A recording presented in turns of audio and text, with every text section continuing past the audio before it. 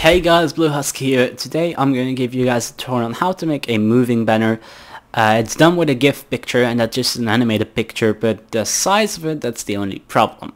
So I'll be teaching you guys how to make it, how to animate it, and how to keep the size low. So what do? We're going to go to Window and we're going to open it up, pressing timeline pretty much all the way at the bottom.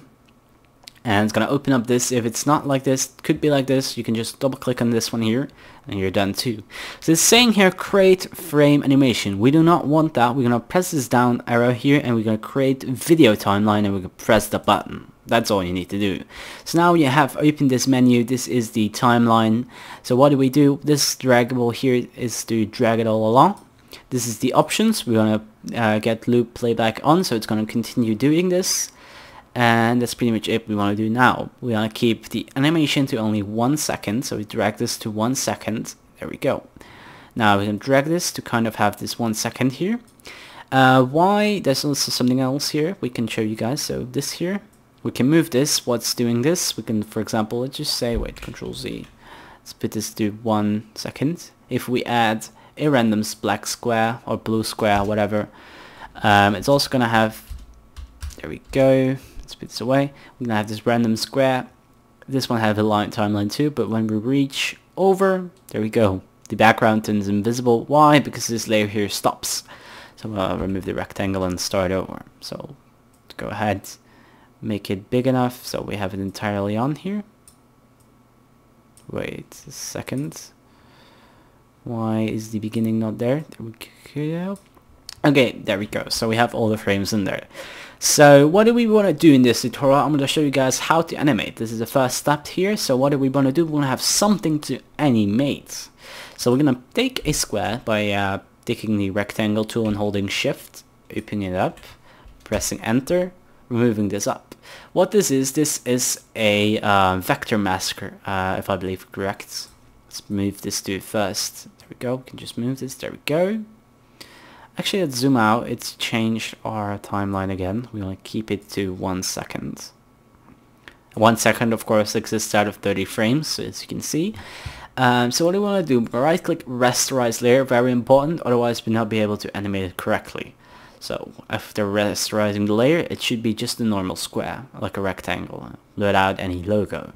So then you want to go right click and convert to smart object. It's going to allow us to do more than we were doable before. So now we have transform. Normally this is only position.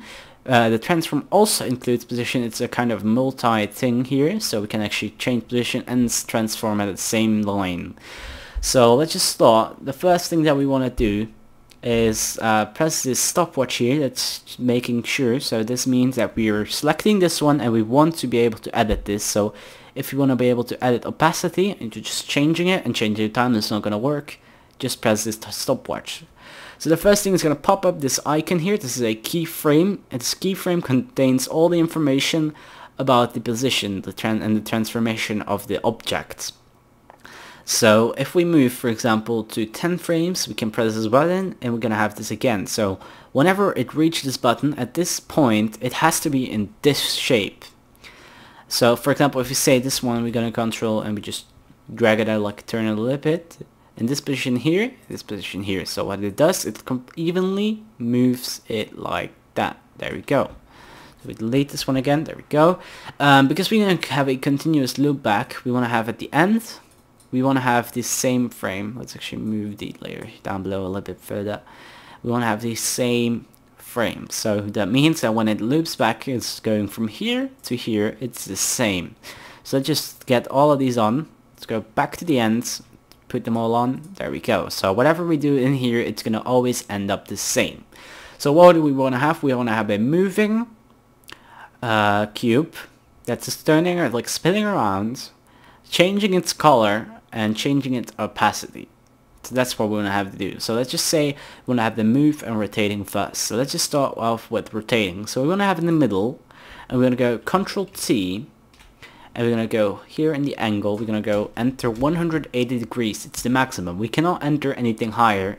So we can only enter up to 180 to minus 180. So we're going to 180.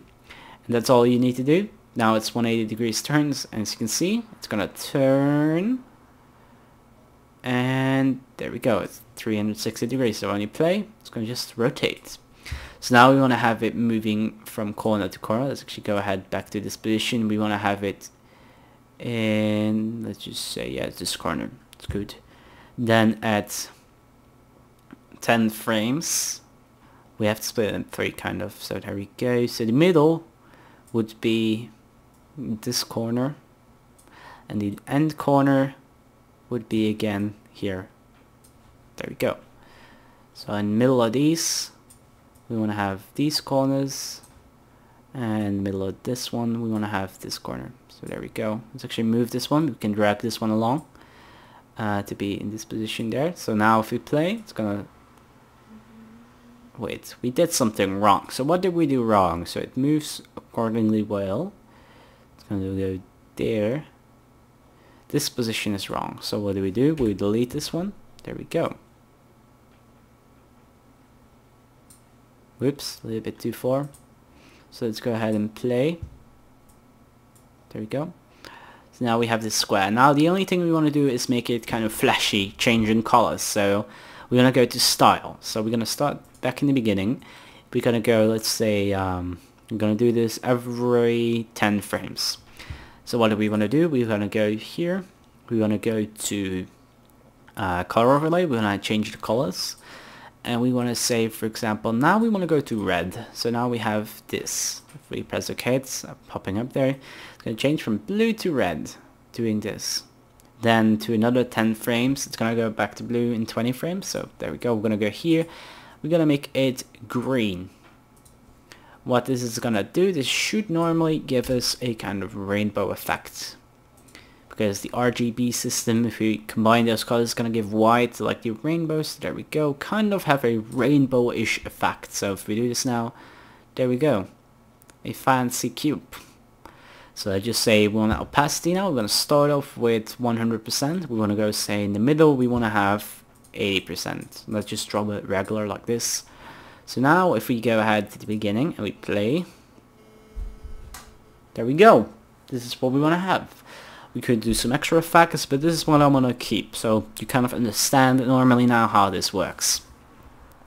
So that's how do we save this. We're going to go to File, not Save As, but Save for Web.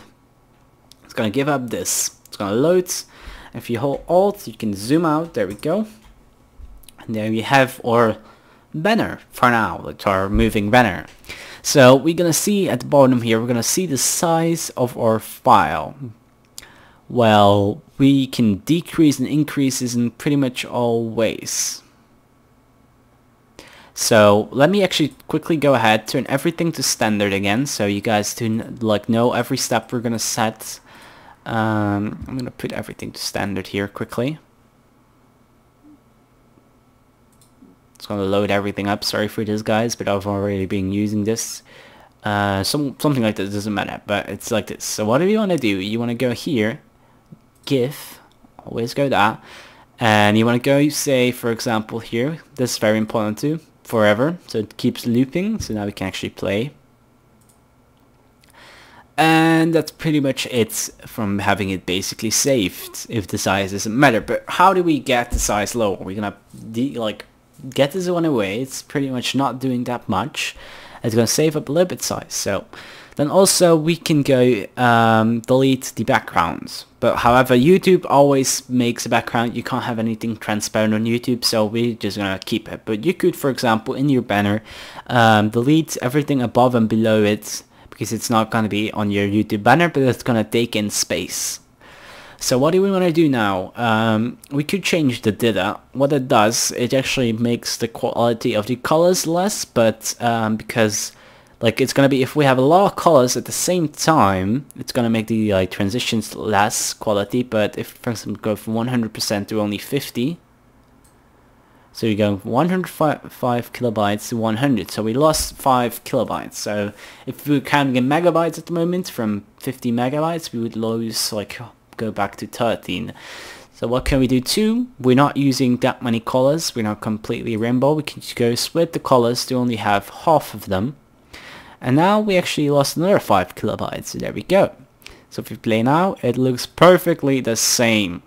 Unless we use, like, we lost a lot of kilobytes there. So also, most templates you guys probably using for your banner will be a little bit bigger than the actual banner. So what could we do? We're gonna turn on 2048. We're gonna keep this one here. You can press this and unlink, but we want to have these two the same measurements, of course, so we don't have to calculate out what this one has to be. You want to have the width on 2048, and the height will automatically be 1152. So that's the minimum size you're gonna need to have a banner. So then the quality we're gonna able to, let's actually quickly wait till it's loaded. Here we go. Zoom out again because it's bigger now. Oh, whoops, doesn't matter. Oh yeah, I'm scrolling here, so let's wait. Actually, be just on one of the highest quality. Let's just be right back.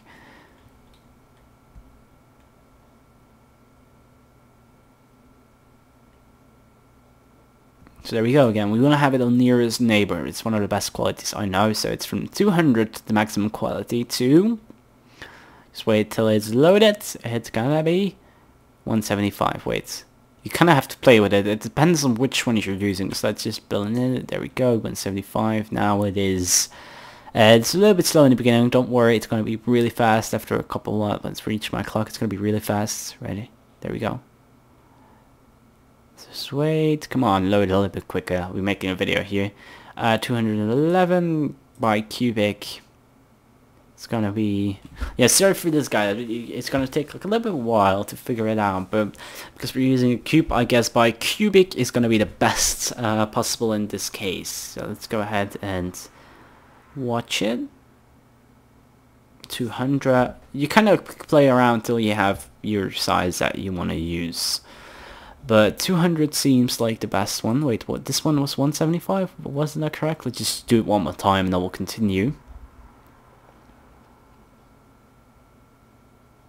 Yeah, 175. So this one is most of the times the best option. So that's what you want to do here. There we go. You can also bid this out because we're not using transparency. Maybe, I'm not sure if it's going to lower it. No, it's not. So that's it. But however, you could change it. But now we have a complex image. So if it's still too big, let's say 150, we could do a simple trick. It's going to look a little bit different, but we could, for example, decrease the amount of frames. Let's just remove 6 frames. So what do? We drag all of these to here again, to the end. We move these one to the new middle. That's going to be 12. There we go. Kind of have to feel a little bit. This one was in the middle of this one. This one was 3 times, so that's 8, 16. There we go. And this 22 was in the middle. There. So now, if we do this again, it looks pretty similar. It's only a little bit faster. It doesn't, like, the complete circle is now 26 frames instead of a second or 30 frames. So if we go to File, Save for Web, we open up this again. Let's load it up. Let's see, 128, 0%, transparency on, size 160. Look here, I already know this nearest neighbor, as we can see. There we go, let's load it up again.